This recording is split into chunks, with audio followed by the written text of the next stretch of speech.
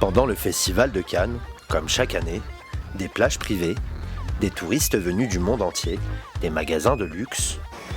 Mais aujourd'hui, une manifestation s'invite sur la Croisette et vient perturber l'ordre des festivités.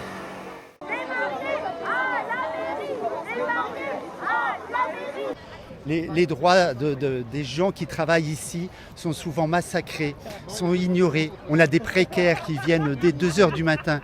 On a des collègues ici qui viennent apporter toutes les marchandises pour les hôtels, pour la restauration, les femmes de chambre, avec des contrats souvent totalement réguliers. Il y a des gens qui ont des contrats saisonniers, même qui travaillent à l'éternel ici, comme ça, sans être payés de leurs heures supplémentaires. Donc on est dans le cadre d'une convergence des luttes.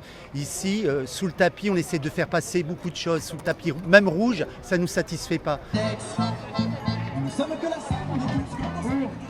Donc c'est aussi pour ça qu'on voulait être là présent, c'est aussi pour ça qu'on a voulu aller vers le festival, vers le palais, parce que c'est quand même plus symbolique que de défiler vers le port.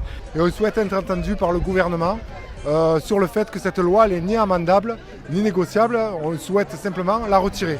Alors c'est pas la retirer pour la retirer, nous on a des propositions à faire pour l'évolution du code du travail, effectivement. Le travail a évolué, les conditions de travail ont évolué, de nouvelles formes de travail qui apparaissent et il convient pour nous de mieux réguler au contraire plutôt que de plus libéraliser le code du travail.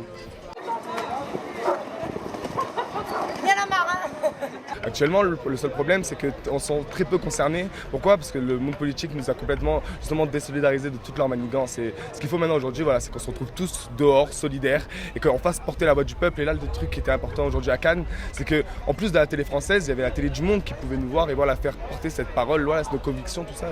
C'est insupportable ce qu'on vit en ce moment. C'est la loi de la honte.